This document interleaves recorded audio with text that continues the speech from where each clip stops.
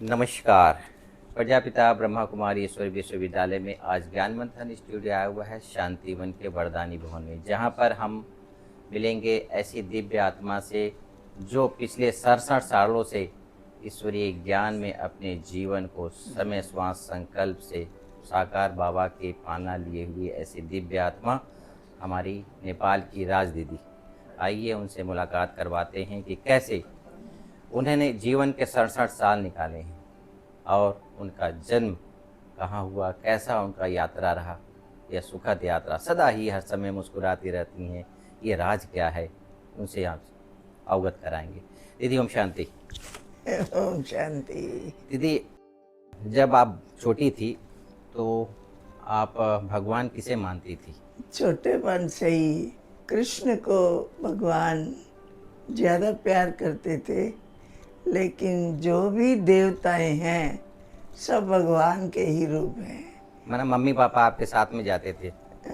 जाना आना तो कभी कभी होता था बीच में, हर दिन हर रोज कोई मंदिर में जाना आना नहीं होता था, लेकिन हमारा स्वभाव संस्कार शुरू से ही ऐसा था। हमारे माँ बाप का संस्कार भी बहुत अच्छा था। हमें तो बढ़ते बढ़ते आगे जाते जाते भगवान के प्रति बहुत श्रद्धा बढ़ती गई। पढ़ाई कहाँ तक की आप? पढ़ाई हम 5 क्लास में थी, तो तभी 6 में गई तो हमारी माँ बाप के संस्कार जो थे वो पुराने संस्कार थे, लेकिन बहुत हमको उन्होंने प्यार से पाला था, क्योंकि बच्चियों के ऊपर कभी भी उनको अपशब्द बोलना या हाथ उठाना ये नहीं चाहिए। हमारे घर का वातावरण ही ऐसा था। कितने भाई बहन हैं आप? हम लोग 5 बहनें थी। एक बहन हमारे से बड़ी थी और 3 बहनें हमारे से छोटी थी। तो एक हम हो गई तो 5 हो गए। तो 5 के बाद एक हमारा भाई था।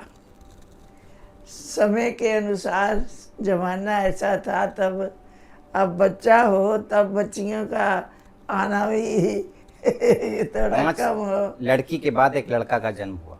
हाँ, 5 बहनों के बाद हमारे भाई का जन्म हुआ। तो लोगों ने बहुत बहुत हम सबको बधाई दिया, क्योंकि हम अपने थोड़ा रहन सहन में लौकिक रीति से थोड़ा बड़े ही थे दुनिया के अनुसार। तो हमारे को बहुतों ने बोला, आपके घर में जो आटा है आटे में नमक आया है। तो हमारी बहन बड़ी थी, वो घर में आके आटे को ऐसे देखा, बोला माता जी हमारे आटे में तो नमक नहीं है। बोला नहीं, माता ने बोला आटे में न, तो हाथ से पड़ी। इसलिए शुरू से ही हमारे घर का जो वातावरण था तो बहुत शुद्ध प्योर पावन था। हमें दुनिया का ज्ञान इतना नहीं था। दीदी, आप ब्रह्मा कुमारी के संपर्क में कब आई? 19 वर्ष की थी तभी हम ज्ञान में आई। हमारी बड़ी बहन वो पंजाब बटाला में रहती थी, तो बटाला में उन्होंने ज्ञान सुना। वो ज्ञान सुनने के बाद हमारे रहन सहन अपने माँ बाप फगवाड़ा में जलंधर के पास रहते थे। तो हमारे भाई का बर्थडे था, तो हम 5 बहनें वहाँ ही थी उस समय, तो वो भी आई। तो हम तो फिर भी बीच में व्रत करना, त्योहारों में भगवान का नाम लेना, घर में भी हमारे जो छोटा सा मंदिर बनाया हुआ था उसमें हम सवेरे उठ करके जा कर के दर्शन करती थी, और हम आंखें बंद करके चारपाई से उठ करके जाती थी। रास्ते में देखती नहीं थी कुछ भी कमरे में, तो मंदिर के आगे जाके आंख खोलती थी। भावना थी जितने भी हमको देवी देवता हैं खर्चने के लिए पैसे मिलने, हम सब मूर्तियां ले आते थे, सब चित्र लगाते रहते थे। हमारी माँ मना नहीं करती थी। तो हमारी जब बहन आई हमारे भाई के बर्थडे में, तो उसने हमको रात को सोने लगे। हम बहनें थी बहुत, आपस में सबका प्यार था, तो बहुत बड़ा रूम था, तो उसमें हम सोने लगे। तो हमारी जो बड़ी बहन थी नाम उसका भाग था, लेकिन हम शुरू से ही उसको बहन जी बोलते थे। तो सोने के टाइम है वो चारपाई पर बैठ गई, योग करने लगी। योग करने लगी। जब बैठ गई तो हम भी उठ करके बैठ गए। तो वो बैठने के बाद फिर सोने लगी।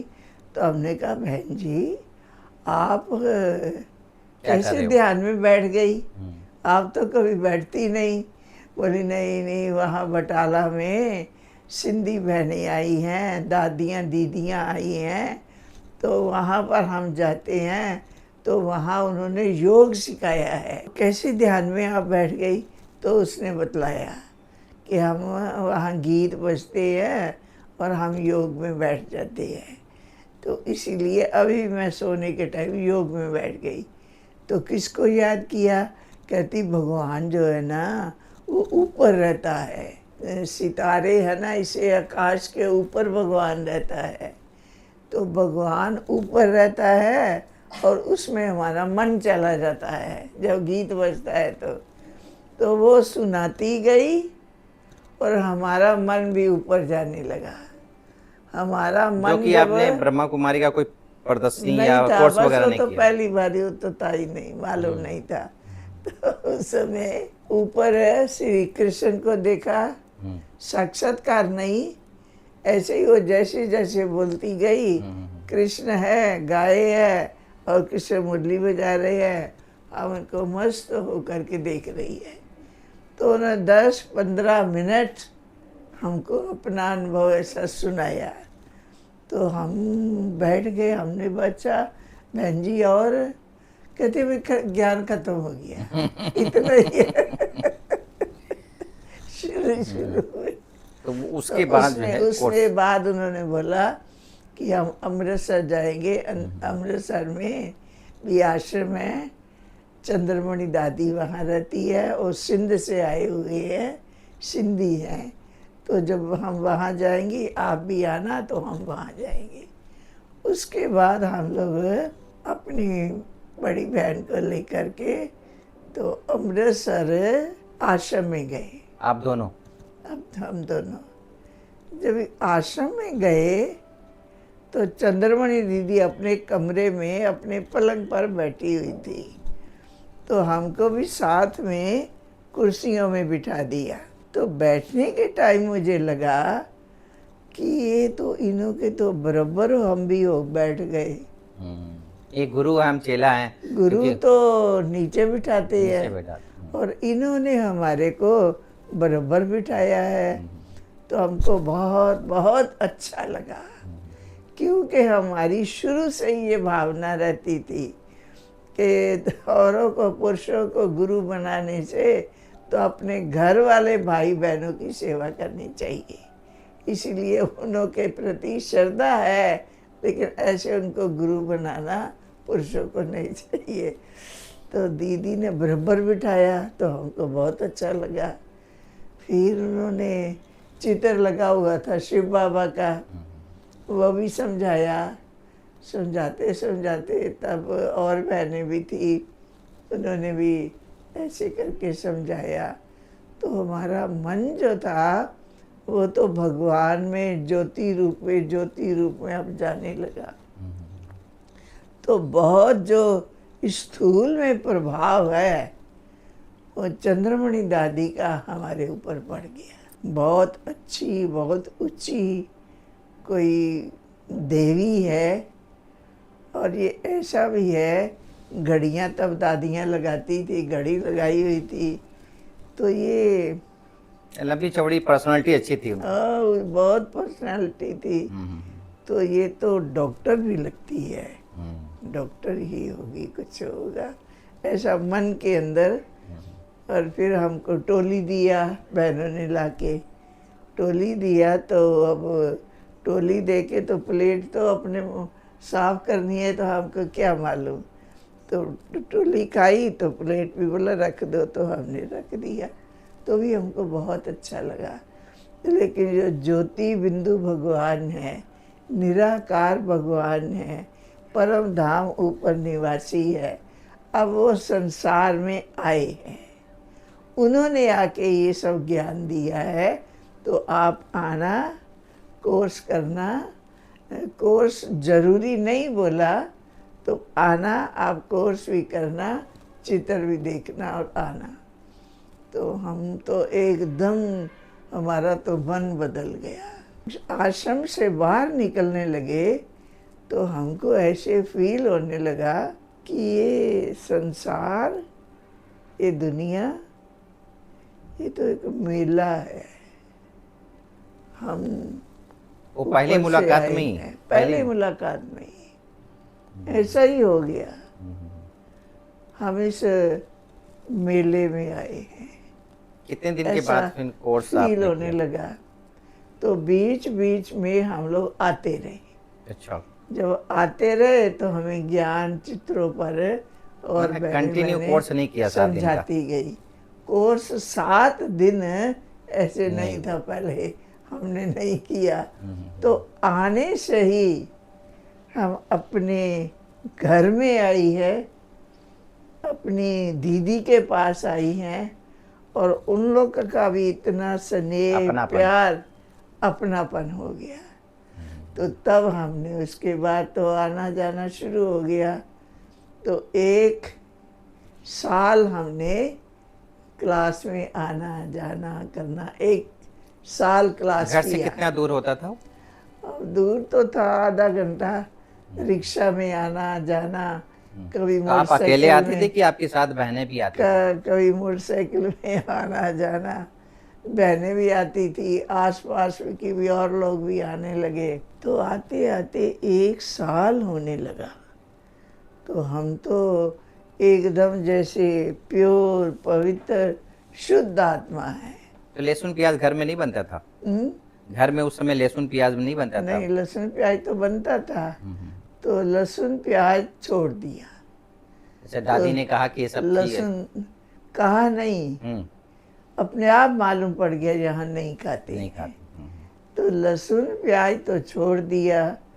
तो पूड़ी बाजार से ले आते थे, अच्छा। कि पूड़ियों में तो कुछ है नहीं है, सब्जी घर में बना लेना, पूड़ियाँ ये सब बाजार से ले आना।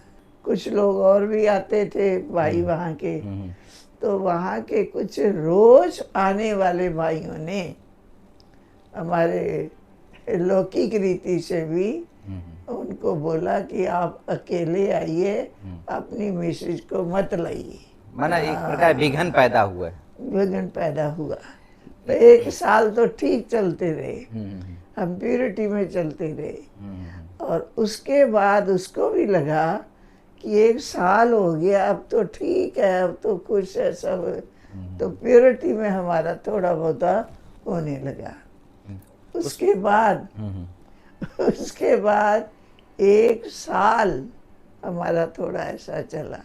उसके बाद हमारा डाइवोर्स हो गया। जैसे कि आप एक शादीशुदा, माना शादी हो गई थी, उसके बाद आपने ज्ञान लिया और डाइवोर्स हो गया, फिर आप समर्पित होने का लक्ष्य रखा कि मुझे बाबा की सेवा करनी है।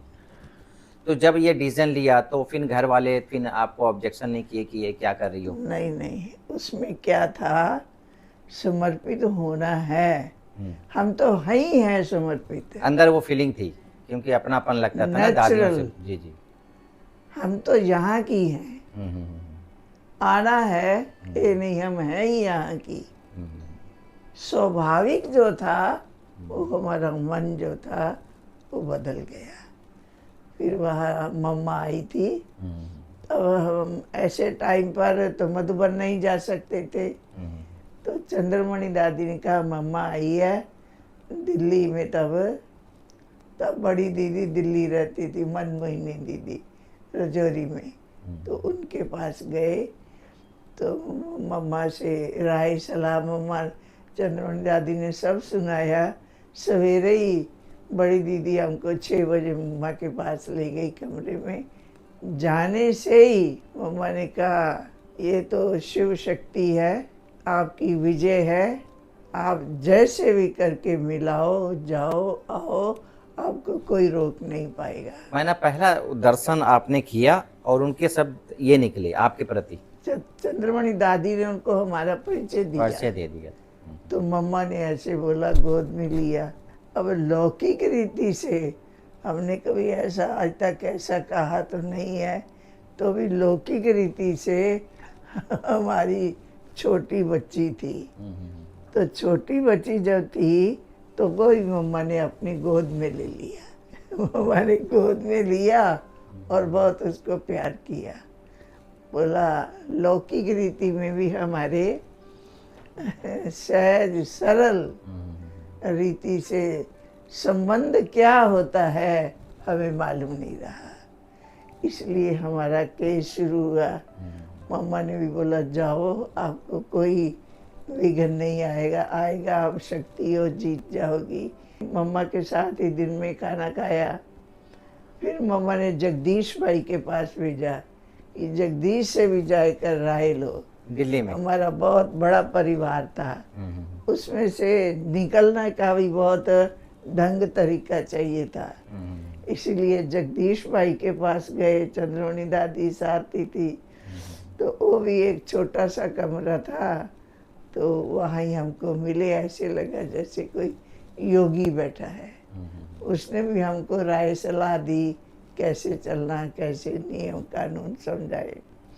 तो फिर हम शाम को वापस अमृतसर आ गए। इसीलिए उसके बाद फिर हमारा थोड़ा झमेला झंझट तो होना ही था। जी जी, एक बार बहुत बड़ा डिसीजन था कि हमको अपने आप को हाँ। ब्रह्मा कुमारी से रियल समर्पित बनना, करना है। ब्रह्मा कुमारी तो चलो क्या है, प्योर रहना है, वो दृढ़ प्रतिज्ञा पवित्र था। रहना है। जी जी, हमारी प्रतिज्ञा नहीं, हमारा रियल है ये तो। इसीलिए आपने तलाक भी दे दिया। इसीलिए सहज सरल हमारा लेकिन वो लोग divorce सहज हो मान गया। गए सामने वाले। तो वो लोग मानते नहीं थे।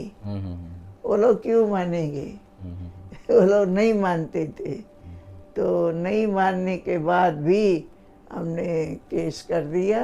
2 बरस की थी तो इसको नानी के पास छोड़ दी। नानी विज्ञान में थी। उसके बाद समझो हमारा फैसला हो गया। फैसला रियल हुआ। मम्मा गई। मम्मा का मुझे मालूम था, सब सुना हुआ था। मम्मा कैसे सिंध कोर्ट में गई, तो मम्मा ने रियल सुनाया। हम सब रियल सुना दिया वहाँ जाके। तो न्यायाधीश हमारी तरफ हो गया अच्छा। कि रियल है, प्योरिटी के कारण किया है, ठीक है आप प्योर रह सकती हो। ऐसा करके फिर तो हम मेरे को लगता है कि प्रशासन भी आपको बहुत मदद किया, पूरा मदद किया। और साथ में जो जगदीश भाई जी का सानिध्य मिला और चंद्रमणि दादी जी जैसा का। जगदीश भाई ने भी नियम सिखाया, गवर्नमेंट का कानून, उसी अनुसार हमने किया। करने के बाद भी आसान नहीं था, कोई सहज नहीं था। जी जी, मैंने जगदीश भाई जी को बोला मुझे ऐसी राय दी जगदीश भाई, और किसी को मत देना। बोले मैं तो अपने आश्चर्य खाता हूँ, अब कैसे जीत गई, नहीं देंगे किसी को ऐसी राय। फिर एक आपका एक बहुत बड़ा लंबा जो है एक विघन जो है आपने पार किया, और एक समर्पित होने का जो लक्ष्य रखा है वो कैसे हुआ मम्मा बाबा के साथ? समर्पित होने का अभी आता है आजकल, पहले ऐसा समर्पित होने का नहीं होता था। फैसला माना हम वहाँ के हैं, समर्पित क्या होता, हम हैं ही वहाँ के, वहाँ लौट, ऐसा था। फिर नेपाल यात्रा वहाँ जाके सेवा ये आई। तो फिर बहुत बाद की बात हुई। तो पुरुष लोग जो हैं वो जब घर बार छोड़ करके अपने को त्यागी तपस्वी बनाते हैं, हम लोग तो घर गृहस्थ में रह करके चलते हैं, हमें छुट्टी क्यों नहीं प्योरिटी में दी जाती। तो सब लोग झुक जाते थे। बड़े बड़े ऑफिसर जिनके आगे बोलते थे बहन जी आप बोलती है सुनाती है, हमारा मन करता है हम भी अपनी सेवा छोड़, सर्विस छोड़ करके जंगल में चले जाए। आपकी स्वाभाविक वाइब्रेशन से। बाबा हमारा ये जो यहाँ रस्सी बंदी रहती थी ऊपर, वैसे ज्यादा नहीं कर सकती थी, इतनी बाबा शिव बाबा के साथ रस्सी अटैचमेंट, ऐसा फील होता था। बाबा के पास आई, बाबा ने भी बहुत बहुत प्यार से स्नेह से चंद्रमणि दादी के पास सबको टोली खिलाई। पहली बार आप बाबा से कब कहाँ मिले? मधुबन में ही मिले। मधुबन में? कौन सा सन था वो? मधुबन में मिले, 2 साल के बाद तो हमारा फैसला हुआ तो मधुबन 64 चले में गए। मम्मा थी उस समय। हाँ, मम्मा भी थी, पापा भी थे। हम्म, तो पहले भी बाबा ने टोली खिलाई गोद में लेके, सबको देने के बाद फिर दोबारा बुलाया। बाबा ने बोला बच्ची नष्टो मुआ है, ऐसा करके मुझे याद है, कुछ कुछ ऐसे कितना दिन थे आप मधुबन में? महावाक्य उच्चारण किए।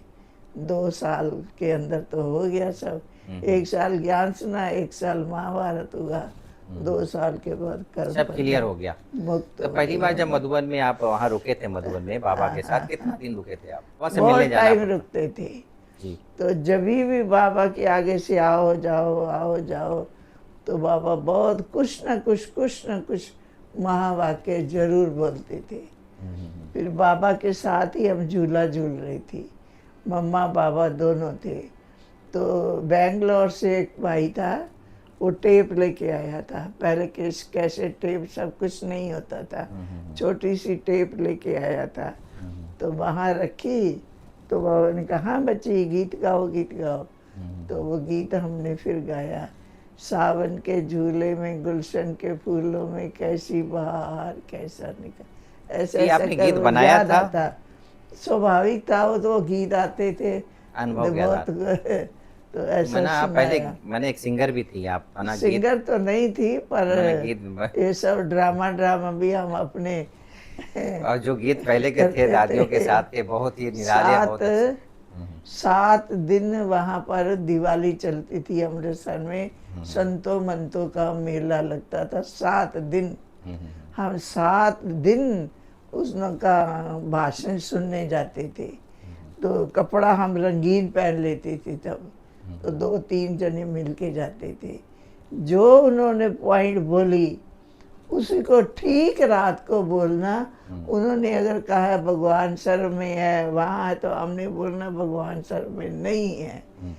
आने के बाद दिन में हमने ड्रामा बनाना, रिहर्सल करते थे पहले, रिहर्सल दिन में करना, रात को स्टेज पर आ स्टेज पे जाना। आना। और दादी का तो श्रद्धा चंद्रमणि दादी का जी तो जी जी। हमारा भारत में कहाँ कहाँ आपने सेवाएं की? भारत में हम अमृतसर में रही। हम्म, अमृतसर रहने के बाद चंद्रमणि दादी के साथ ही रही, और वहाँ से ही बटाला में खुला सेंटर।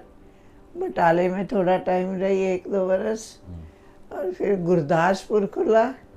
गुरदासपुर में भी खोलने के लिए हमको ही भेजा गया, खोला, वहाँ 1-2 बरस रही।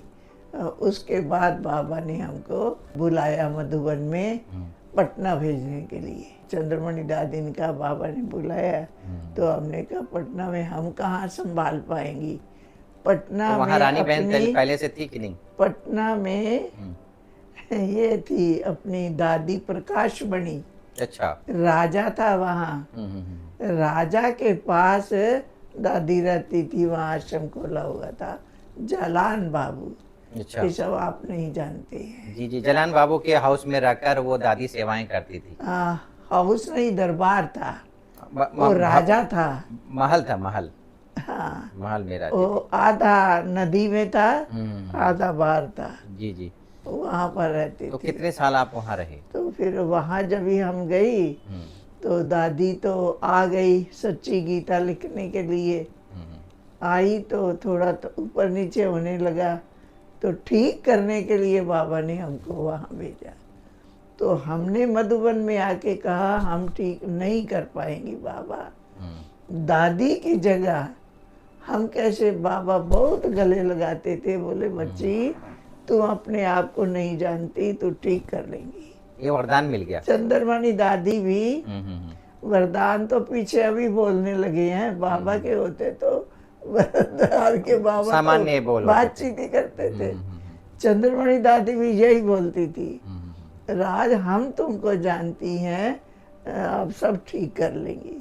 तो खैर करते करते बाबा के आगे 2 बार रहो, 10 बार रहो, गले लगो, जैसे भी लगो, हमको डर भय बाबा से नहीं लगता था।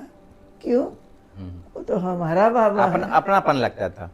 दीदी अपना बाबा है, जी तो डर क्या होता है अपनों से। जी। वो पटना में आप कितना दिन रहे आप? पटना में फिर हम 8 साल रही। 8 साल। तो वहाँ सेवाओं संभाले आप? सब सब पटना का सब ठीक हो उसके गया, बाद कहाँ सेवा की? एकदम सब ठीक हो गया। फिर वहाँ रमेश भाई ने भी बॉम्बे से आकर के सम्मेलन किया। अच्छा। उन्होंने बोला चंडीगढ़ किया था, इतना सफल नहीं हो पाया, यहाँ स्टूडेंट भी हैं, यहाँ पे बहुत अच्छा लगता है।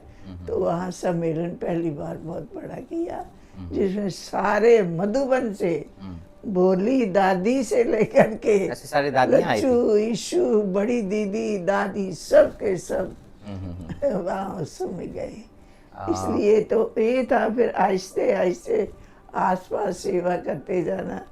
तो ये रक्सौल इंडिया का बॉर्डर पड़ता है और वीरगंज नेपाल का बॉर्डर पड़ता है। ठीक है। वहाँ तक सेवा करते रहते थे, आते जाते थे। तो वहाँ के लोगों ने बोला कि ये नेपाल देश है, इसमें भी आप सेवा कर सकती है, यहाँ के अच्छे हैं बहुत लोग। मैंने आना जाना होता था फिर हम बॉर्डर से? 2 साल काठमांडू में आश्रम खोला।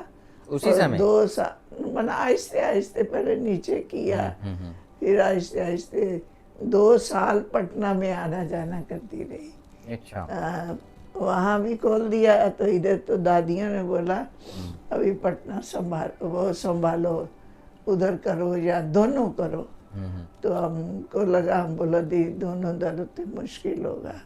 तो ऐसे क्योंकि पहले बतलाया इधर भी नहीं, क्योंकि इसलिए आहिस्ते आहिस्ते 2 साल के बाद फिर हम उधर, तो इधर आना जाना होता है। बाबा के रहते हुए नेपाल में सेंटर खुल गया था? बाबा के होते नहीं, बाबा चले गए थे। जाने के बाद नेपाल में सेंटर खुला? जाने के बाद वहाँ पर सेंटर हुआ। बाबा की तो मधुबन में ही तब थे। जब आपको ये तब पता हम चला कि पटना बाबा में थी, तब हम पटना से बाबा का ये हमको फोन गया तो हम आए। बाबा नहीं रहे? हाँ, बाबा का दाह संस्कार उसी दिन हुआ जिस दिन हम लोग पहुंचे आप? तो जब ही बाबा से हम ट्रेन में उतरे तो कुल्ली लोग बोलते थे बाबा है, बाबा है, बाबा है, हमारे सामान ले जाते थे। कोई जीप जो होती थी कोई नहीं जाती थी जब तक ये ब्रह्मा कुमार कुमारियाँ न चले जाए। तो जीप वालों ने बिठा दिए, ले गए। बाबा शुरू से ही सफेद वस्त्र में आप रहती थी उसी समय से? तो शुरू से माना बाबा जब ने से आश्रम में रहना शुरू कर दिया तब से। इसलिए बाबा का भी दाह संस्कार हुआ। फिर तो आना जाना होता है। तो उसके बाद में फिर पटना में से फिर वहाँ खोल दिया। तो नेपाल में ही ज्यादा कर रहने लगे फिर आप? नेपाल में 2 साल आना जाना रहा। फिर 2 साल के बाद नेपाल की सेवा बहुत बढ़ती तो गई। रानी बहन बाद में आई बिहार? रानी तो हमारे पास ही रहती थी पटना में। अच्छा। पहले अमृतसर रहती थी हमारे साथ ही, चंद्रमणि दादी के साथ ही। तो वो हम पटना में आई तो उसको पीछे वहाँ भेज दिया गया। अच्छा। तो हम जब भी उधर गई तो ये फिर पटना मतलब बिहार का एरिया संभाल लिया? हाँ, मुजफ्फरपुर में संदेशी दादी थी, उसके पास गई। और नेपाल में भी सेवा राजाओं से शुरू की। बाबा जाते थे वहाँ, साकार बाबा, लकीराज उनका नाम। अच्छा, बाबा जाते सब थे लोग नेपाल जाते से? थे क्योंकि बाबा का व्यापार था हीरो का। तो वहाँ तो राजा थे, राजा का राज लास्ट तक था वहाँ तो, इसलिए वहाँ जाने आने से संबंध था। तो बड़ी दीदी ने हमको चिट्ठियाँ दी बाबा की कि वहाँ से किस किस की चिट्ठी बाबा को बीच बीच में शादी में बुलाते थे। तो हम चिट्ठी ले जाती थी। तो जिस राजा के पास की चिट्ठी होती थी उसी के दरबार में चले जाते थे। अच्छा। टाइम नहीं लेते थे, क्योंकि टाइम लेंगे देंगे कि नहीं देंगे। तो सीधा दरबार के में चले जाते थे, बाहर जाके अपना कार्ड दे देते थे, हमको सब कुछ बुलाते थे। और मैं समझता हूँ वहाँ से लोग आए भी थे, राजा लोग मधुबन भी आए थे? हाँ, 25 लोग आए थे। 25 लोग आए थे। आपने बहुत बड़ी 4 सेवा साल किया में। उनकी। तो दीदी और वहाँ से उसी अभी भी जो रानी है उसी की दादी ने हमको जगह दी। अच्छा, वो जो जिसमें घर बना बनाया हुआ है बाबा का सेंटर है? जिसमें सेंटर है। Okay, okay. और पहले तो सेंटर नहीं बनते थे, खत्म होना है, बनाना क्या है, किराए पर ही लेते थे। अच्छा। तो नियम वहाँ का नेपाल का ऐसा था, हम्म। मालिक जब चाहे खाली करा सकता है, अच्छा। इंडिया में नहीं। हम्म। तो फिर हमने एक दो मकान बदली किया, हमसे खाली नहीं किसी ने कराया। लेकिन आपस में उनका बाप बेटे का झगड़ा हो गया, मैं इसमें क्लिनिक नहीं है, क्यों दिया है, ऐसे करके फिर हम छोड़ देते थे। तो दादी ने हमको बोला, दादी तो 10, शायद दादी 8 9 10 बार काठमांडू गई हुई है। आपके रहते हुए? हाँ, बहुत इसलिए दादी ने हमको बोला, राजी तुम ऐसे करो, ले लो, जमीन ले लो, बना लो और मकान। गवर्नमेंट सहयोग हमको दे भी रही है। उस समय गवर्नमेंट का मतलब नहीं होता था। राजा। वहाँ की रानी ने, जो रानी है उसी की दादी ने हमको जगह दिया, दादी ज्ञान में चल पड़ी। कितना एकड़ जमीन था वो? शहर के बीच में, दरबार के बीच में। जैसे कि आप एक लंबा समय तक आप ब्रह्मा कुमारीज में चलती आ रही हैं, एक शब्द आता है और वो शब्द आता है अशरीरी अवस्था।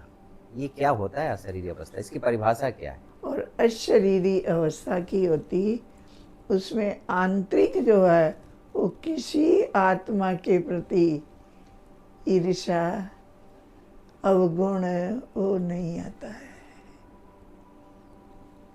और बाबा की स्मृति, बाबा की शक्ति फील होती है ऊपर से, उपराम अवस्था। उपराम अवस्था रहती है। असर ऐसा दुनियादारी का क्या है, भूल भी जाता है। अशरीरी अवस्था, प्यारे बाबा। अभी अभी भी ऐसा ही अनुभव होता रहता है। आजकल बहुत, इस धरती पर हम नहीं हैं, लेकिन ऊपर तो हमारा घर ही है। हम 10 बार जाएं, 20 बार जाएं, 100 बार जाएं, लेकिन जाते हैं फिर आ जाते हैं, जाते हैं। हम सूक्ष्म वतन में जैसे कि अपने को अनुभव बहुत करते हैं। मतलब जहाँ पर हम रहें, चाहे ट्रेन में हैं, चाहे हम घर पे हैं, काठमांडू में हैं या भारत में हैं, जहाँ पर हैं वो फीलिंग वो बरकरार रहती है। जब आप पहली बार वहाँ पर सेंटर पे जाती थी और अपनापन महसूस किया दादियों को देखकर, ये मेरा परिवार है, और अभी बाबा नहीं आ रहे हैं, इस बावजूद भी आप ये फील कर रही हैं कि यह सारा विश्व हमारा परिवार है, और उस पालना का वो जो परम धाम का स्टेज है वो सदा आपकी बनी रहती है। आपका मेरा बनाए रहता है। ये हमारा घर है। हमारा बाबा वतन में चला गया है, लेकिन घर तो वही है हमारा। तो वतन में दादियाँ भी हमारा घर है। दादियों को भी दादियाँ हमारी हैं, हमारी दादियाँ हमारा इंतज़ार कर रही हैं। इसलिए ये हमारा दादियों का, हमारे बाबा का हमारा घर है। हम काठमांडू से आए हैं, देश विदेश से आए हैं, वो फिर फीलिंग नहीं होती। हमको नहीं होता है। एक जैसा, इधर का इधर, इधर का इधर, इधर का इधर, इधर का इधर, हम आते जाते हैं, ऐसा फील होता है। ये बात सही है। दीदी, एक प्रकार से मैं अब व्यक्त सिग्नल भी आपको मिलते हैं कि एक सेकंड में जो मुक्ति, जीवन मुक्ति का जो गायन है वो वास्तव में हम ब्राह्मणों का ही है, और वो आप अच्छी तरह से सुदर्शन चक्रधारी बनकर आप अपना कार्य कर रही हैं, और नेचुरल है। हाँ, देखो क्या है, मैंने ज़्यादा करके किसी भी पॉइंट पर मेहनत नहीं किया, स्वाभाविक हो जाता है। ये राइट, ये रॉन्ग समझ आ जाती है। तो कैसे, जो राइट नहीं है वो कैसे होगा, कैसे होगा, समझ ऊपर पता से नहीं देता है, होता नहीं है। समझ है। वो लटके रहते हैं ना फांसी पे, तो इसीलिए वो सारा वही सोचता है कि क्या करना है। इसलिए सहज होता है। अभी एक शब्द आ रहे हैं, तुम मेरे याद में मगन रहो, तुम्हारे सोचने का काम भी मैं करूंगा। तो आपके भी जो चिंतन चल रहे हैं वो उसी के, आपके द्वारा ही सोच रहे हैं। सहज सरल, सहज सरल। बाबा बोलते हैं ना, जो संकल्पों की दुनिया, संकल्प करो सिद्ध होगा, वही संकल्प होता है लगभग। हमारी इतनी बहनें हैं वहाँ पर, 700-800 कुमारियाँ हैं नेपाल में। नेपाल में। कितने सेंटर है? एक के प्रति भी हमको मन में नहीं है, क्योंकि अपनी है ना, अपने परिवार घर, है। अपने घर में क्या नहीं होता, एक जैसे होते हैं, माँ ने जन्म दिया, एक घर संभालता है, एक घर में खुआता है। हमारी सब बहनें हैं। कितने सेंटर हैं आप? बाकी समझना समझाना हमारा कर्म है, धर्म है, छोड़ते नहीं है हम। क्योंकि पालना के संस्कार बाबा ने आपको दे रखे हैं, बाबा ने दिया। संकल्पों के तहत। यहाँ हम कर रहे हैं संकल्प से, तो वहाँ भी संकल्प से हम सब कुछ करेंगे। वो योग का बल और मधुरता और वो निर्भयता, बाबा ने हमें आत्मीयता। भेजा था तब बॉम्बे में, तब रमेश उषा बहन ने अपने हाथ से चित्र बनाए थे कागज पर, अच्छा। प्रदर्शनी लगाई थी वहाँ पर। तो बाबा ने हमें भी भेजा था। बड़ी दीदी भी थी, दादी थी, सब। तो बड़ी दीदी ने बोला था तो जनक नहीं आई है पूना से, राज हो गया। तो पूना जब ही हम गई तो क्लास के बाद दादी है मेरे को बोले अनुभव सुनाओ राज, अनुभव। तो हमको तो अनुभव सुनाना नहीं है कुछ भी। इनको प्रणाम अनुभव क्या है, किया क्या है। जैसे फिर दादी ने मुझे बतलाया था कि राज कैसे कैसे सुनाया जाता है। हम लोग भी तो सुनाते थे, सुनाने में हर्जा नहीं होता। अनुभव से क्या होगा, वरना हमको तो ज्ञान ही सुनाना चाहिए, ज्ञान ही सुना। इजी नेचर, वरना आप सहज भाव से हर चीज को आप लेते हैं। सहज सरल। तो बहुत बहुत प्यारे बाबा की सदा देन है। बहुत सुंदर दीदी, आपसे बातें करके बड़े ही आनंद आ रहा हमको भी बहुत बहुत आनंद आ रहा है। कितनी बड़ी सेवा आप लोग कर रहे हैं। है। जी जी जी। एक एक मधुबनी वासी के लिए दिल में लगता है। इतनी सेवा, इतनी सेवा, अथक सेवा है आप लोगों की। बाबा करा कम रहे हैं। नहीं है। बाबा करा बाबा करण करावनहार करवाता है। जी जी। करने वाले जो करते हैं उनको ही तो हुक्म करता है, उनको ही तो ऑर्डर करता है। जो करेगा ही नहीं उसको क्या करेगा। बात सही है दीदी। सारा खेल एक रिपीट हो रहा है 5000 वाला। तो दीदी फिर जानकी दादी भी गई हुई हैं 2-3 बार काठमांडू में। दादी भी गई हुई हैं, दादी तो बहुत बार गई हुई है। बड़ी दीदी भी गई हुई है, लगभग सब गए हुए हैं। सबके पांव पड़े हैं। सबके पाँव पड़े, चरण पड़े। चरण पड़े हैं। सबके चरण पड़े हैं। दीदी टोटल वहाँ कितने सेंटर हैं आपके? 800 सेंटर है। और गीता पाठशाला कितने होंगे? 800 सेंटर और 1500 गीता पाठशाला। हमारे कितनी क्लास होती थी। रतनमणि दादी ने बोला तब मधुबन में थे, तो राज तेरे इतने वहाँ गीता पाठशाला क्लास ये सब है, इतने आश्रम में कहाँ का क्लास होता है। तो मैंने दादी को बोला दादी इतनी जगह पर क्लास होती है तो स्टूडेंट कितने हैं? तो 35, 40, 50 स्टूडेंट है। तो वहाँ पर भी बोर्ड लगाया है। मैंने कहा नहीं, कपड़े का बोर्ड लगाया हुआ है, जब कपड़ा फट जाता है पूरा फिर लगा देती है। कहती क्यों, ऐसा क्यों? मैंने कहा फिर दादी फिर बहनें भी चाहिए रहने के लिए, फिर वहाँ देख रेख भी करनी चाहिए, इसलिए सहज रहता है। मुरली कोई मिस नहीं करता, ज्ञान ध्यान सब हो रहा है। तो दादी हंस पड़ी, बोली 15-20 होने के बाद तो लोग सेंटर का बोर्ड लगा देती है, राज तू ही है जो ऐसा किया हुआ है। सब मुझे रत्नमणि दादी ने बोला सब जाके बोर्ड लगाओ, तब जाके आपने जाके बोर्ड लगाओ। और इतना अच्छा वहाँ सब जगह का तेरा चार्ट है। मानो नाम हो, ये आंतरिक इच्छा शुरू से ही ऐसा नहीं है। बाबा पाया सो पाया। संसार हमारा कौन है? बाबा है। अभी लाश आता ना, संसार बाबा है। 800 सेंटर जो है वो रजिस्टर्ड है और वहाँ पर बाकायदे निर्विघ्न रूप से चल रही है, कोई विघन नहीं है, क्योंकि गवर्नमेंट का भी सहयोग है। आप ब्राह्मण आत्माओं का योग बल भी है। ओ गवर्नमेंट का सहयोग अभी लेना शुरू की है, पहले कहाँ था? पहले तो राजा रानी वो सब देते थे। बहुत बहुत धन्यवाद राजा दीदी। रानी भी हम लोगों का बहुत ब्रह्मा कुमारियों का गुणगान करते थे। दीदी आपने अपना बहुमूल्य समय दिया और अपना कीमती समय देकर अपनी इतनी मूल्यवान शब्द से आपने जो आज की हमारे व्यूवर्स हैं उनको आपने सजाया है, संवारा है, और उनको भी एक प्रेरणा मिलेगी कि जीवन क्या होता है, एक ईश्वरीय जीवन क्या होता है। आपकी सरलता, आपकी सौम्यता, अब ऐसा दिखता है कि चलते फिरते हम यहाँ पर देवी देवता रूप में घूम रहे हैं। आपको देखने से, आपकी आभा में स्थिति को देखने से ऐसा लगता है कि ये बनी बनाई मूर्ति है, जो कि यहाँ हम बनते हैं तो वहाँ बनते हैं। नेचुरल है कि वो जो हमारा चाल चलन व्यवहार है, वो देवताई जो हमारे रूप हैं, वो आपके अंदर झलकता है दीदी। और उसी हम भी आप सेवाधारियों को देख करके बहुत बहुत खुश होती है।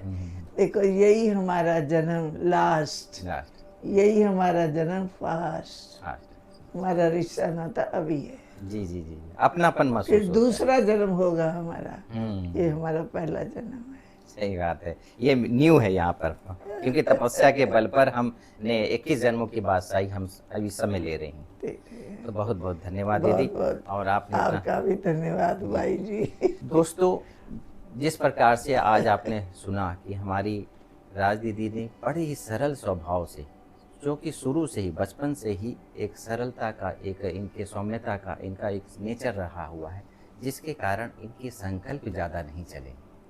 चाहे किसी भी फील्ड में हो, चाहे वो परिस्थितियाँ हो, चाहे शारीरिक बीमारियाँ हो, चाहे किसी भी तरह का हो, वो इनके संकल्प नहीं चले, क्योंकि सहज रीति से इन्होंने पार किया है। एक बहुत बड़ा इनकी व्यक्तित्व को देखकर मुझे गीता दीदी की याद आती थी। वो हर चीज़ें सरल रूप से वाणी को व्यक्त करती थी। ऐसी हमारी राज दीदी भी हैं, जो सदा ही अपने आप को एक लक्ष्य लेकर चलती हैं कि बस बाबा है और बाबा है और बाबा है।